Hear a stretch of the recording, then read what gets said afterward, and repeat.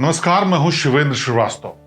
अयोध्या के राम मंदिर में दान में चोरी हुई, घटना सामने आई, विवाद हुआ, एसआईटी बनी, लोग गिरफ्तार हुए और अब चंपत राय और अनिल मिश्रा का इस्तीफा हो चुका है। ज्यादातर लोगों को लगेगा शायद ये इतिश्री हो गई इस मामले की और अब ये मामला ठंडा पड़ जाएगा। लेकिन एक बात आपको साफ बता दूं, आज की तारीख नोट कर लीजिए। इसके बाद ये विवाद इतना बढ़ने वाला है कि इसकी चपेट में बहुत सारे लोग आने वाले हैं। ऐसे मैं क्यों कह रहा हूं ये बाद में बताएंगे, लेकिन पहले ये समझ लीजिए कि हुआ क्या है।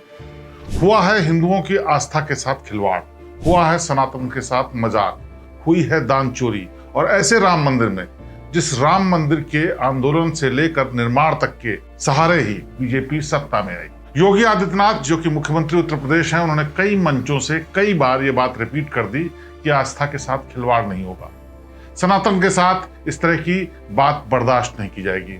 यहां तक कि यह भी कह दिया कि जो भी दोषी होगा, चाहे कितना ताकतवर हो, उसको बख्शा नहीं जाएगा। योगी आदित्यनाथ का कई बार इस बात को रिपीट करना अपने आप में यह साबित करता है कि एक्शन कोई जबरदस्त होगा, बड़ा होगा और ऐसा होगा जिसे शायद लोग याद रखें। वजह भी साफ है, राम मंदिर सिर्फ एक मंदिर नहीं है, बल्कि करोड़ों हिंदुओं की आस्था का वो जगह है जिसके लिए सालों साल संघर्ष हुआ, सत्ता में सरकार आई और आज की तारीख में उसी के दामन पर, उसी के व्यवस्थापकों के दामन पर दाग लगा है और उसी पार्टी के जुड़े हुए लोग हैं जिसको सत्ता सौंपी इस मंदिर में। ऐसे में इस दाग को धुलने के लिए, चीजों को भुलाने के लिए, चीजों को दुरुस्त करने के लिए एक बड़ी सर्जरी की जरूरत है और उसकी शुरुआत शायद हो चुकी है। एसआईटी का गठन ही शायद इसीलिए किया गया कि ताकि पाला उत्तर प्रदेश सरकार के हाथ पर है, पाला योगी आदित्यनाथ के हाथ पर है, ताकि वो अपने तरीके से उन लोगों को दुरुस्त कर सकें जिन्होंने इतनी बड़ी घटना को अंजाम दिया है। और इसकी शुरुआत भी हुई। एसआईटी की रिपोर्ट गृह विभाग को दी गई, मुख्यमंत्री तक पहुंची और फौरन ही 8 लोगों से पूछताछ हुई और उनको गिरफ्तार कर लिया गया। ये वो लोग थे जो बैंक से जुड़े हुए थे और जो काउंटिंग में शामिल थे। जांच में सामने आया कि सीसीटीवी के सामने जानबूझ करके एक दूसरे को बचाने के लिए लोग खड़े होते थे। काउंटिंग के बाद गड्डियां छुपा ली जाती थी और वो सीसीटीवी में ठीक से इसलिए नहीं आती थी क्योंकि जिस वक्त ये काम हो रहा होता था, दूसरा साथी कैमरे के ठीक सामने खड़ा होता था। लेकिन ये भी चीजें सामने आ गई। दूसरा तरीका ये था कि गड्डियां गिनी जाती थी कैमरे के सामने, लेकिन उन गड्डियों में नोट होते थे ज्यादा। जब उनको ट्रांसपोर्ट करके बैंक ले जाया जाता था तो रास्ते में उन गड्डियों से बढ़े हुए नोट निकाल करके चुरा लिए जाते थे और भी तमाम अलग अलग तरीके इस्तेमाल हुए। तो ये तो तरीके वो थे जो ये जालसाज काउंटिंग करने वाले लोग कर रहे थे। लेकिन प्रशासन कहां था? वो प्रशासन जिसके हाथ में पूरी व्यवस्था दुरुस्त रखने का जिम्मा था। ऐसे में नाम आता है चंपत राय और अनिल मिश्रा का। चंपत राय महासचिव हैं, मंदिर आंदोलन से शुरुआत से बीएचपी से जुड़े रहे और बड़े रसूख वाले शख्स हैं। उनकी आस्था और श्रद्धा पर लोगों को शक नहीं था, न ही कोई उनकी ईमानदारी पर सवाल उठाता है। लेकिन जो बातें सामने आ रही हैं वो सवाल खड़ा कर रही हैं। सवाल ऐसा जिसका जवाब आज की तारीख में चंपत राय के पास नहीं है। भविष्य के गर्त में है, शायद चीजें ठीक होकर के निकल करके आए, लेकिन फिलहाल उनका इस्तीफा ही इस बात की ओर इशारा करता है कि भारी गड़बड़ी हुई है चंपत राय की तरफ से, अनिल मिश्र की तरफ से और उस प्रशासन की तरफ से जो सर्वे सर्वा था मंदिर प्रशासन का। ऐसे में योगी आदित्यनाथ ने जो बार बार रिपीट किया है उसके पीछे मकसद एक है कि पहले से ही लोगों को समझ में आ जाए कि इसमें ऐसा एक्शन होगा जिसमें बचेगा कोई नहीं, और उसके लिए रास्ता चुना गया एसआईटी के रास्ते। आप समझिए, अगर सीधे चंपत राय को हटाते तो शायद उस पर विपक्ष हावी हो जाता, शायद उस पर सवाल उठते कि क्या राम मंदिर के ट्रस्ट पर इनको ट्रस्ट नहीं है। लेकिन ये एक्शन कब हुआ, ये इस्तीफा कब हुआ? जब वो दबाव बढ़ा, जब इन लोगों से पूछताछ हुई जो आरोपी गिरफ्तार किए गए हैं, उनमें सबने ज्यादातर नाम चंपत राय और अनिल मिश्रा का लिया। यानी उनकी गलती थी, उनकी सरपरस्ती में सब कुछ गड़बड़ हो रहा था और वो चुपचाप आंखें बंद किए बैठे हुए थे। और यही बात उनके लिए इस वक्त सबसे ज्यादा खतरनाक साबित हुई। लेकिन गलती भर इतनी भर नहीं है। आप सोच के देखिए, जहां करोड़ों का चढ़ावा आ रहा हो, सीसीटीवी कैमरे लगे हों, सुरक्षा के पुख्ता बंदोबस्त हों, वहां सामान्य से 10-12 लोग इतना बड़ा घोटाला अंजाम दे रहे हों और किसी बड़े को पता ना हो, ऐसा संभव है? बिल्कुल भी नहीं। ना तो लोग मानने को तैयार होंगे और ना ही सबूत इस तरफ इशारा करते हैं, बल्कि सबूत तो ये इशारा करते हैं कि इसमें शुरू से लेकर के आखिर तक की घोटाले की ऐसे सिलसिलेवार घटनाएं हुई हैं जो कि अपने आप में हैरान करने वाली है। आप याद कीजिए, जब मंदिर आंदोलन चल रहा था और उसके बाद ये हुआ था कि मंदिर बनेगा यहाँ पर, तो साउथ के ज्यादातर शहरों से श्रद्धालुओं ने, भक्तों ने सोने चांदी की ईंटें भेजनी शुरू की।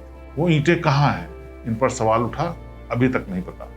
जब राम मंदिर आंदोलन खत्म हुआ, कोर्ट से आदेश आया और उसके बाद बनने की बात आई, तब ईंटें, सोने, जवाहरात, पैसे सब कुछ आए, वो कहाँ है अभी भी नहीं पता।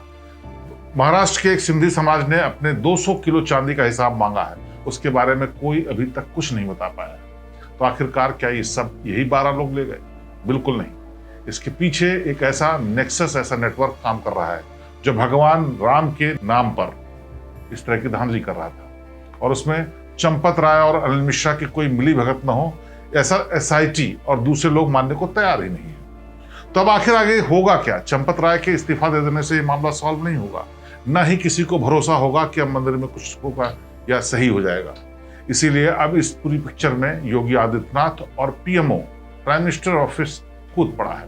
नृपेंद्र मिश्र ने शुरुआत में ही इशारा कर दिया था कि ये बहुत ही जघन्य काम हुआ है, और इसी से साफ हो गया था कि पीएमओ इसमें दखलंदाजी देगा और उसके बाद कुछ न कुछ एक्शन होगा।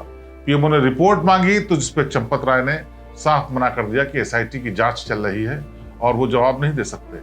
लिहाजा एक और ऐसी कड़ी बुन गई जिससे साफ हो गया कि चंपत राय के दिन बचे कम है। लेकिन इससे भी बड़ी बात यह है कि जो घोटाले की सबसे बड़ी जड़ है, इतना पैसा, सोना चांदी आखिर कहाँ गया?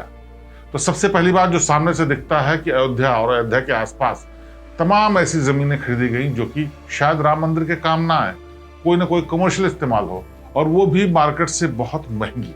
इसका आरोप लगातार सांसद संजय सिंह भी लगा रहे हैं, दस्तावेजी सबूत भी बताते हैं, और एसआईटी को ये दस्तावेज सौंपे भी गए। इनसे पता चलता है कि चंपत राय उन पैसों को ठिकाने लगा रहे थे जो पैसे वहां दान से गायब किए जा रहे थे। और अगर अकेले चंपत राय के पास इतने करोड़ों रुपए पहुंच रहे थे, तो अनिल मिश्रा के पास क्या, उन 12 लोगों के पास क्या, और क्या यहीं तक कड़ी है या उसके आगे भी है? इसी की जांच की जा रही है। सूत्र ये भी बताते हैं कि वहां से पैसे निकल करके भर करके किसी दूसरी जगह जाते थे। तो आखिर कौन है जिसकी सरपरस्ती में ये सब चल रहा था और उसके पास पैसे पहुंचाए जा रहे थे?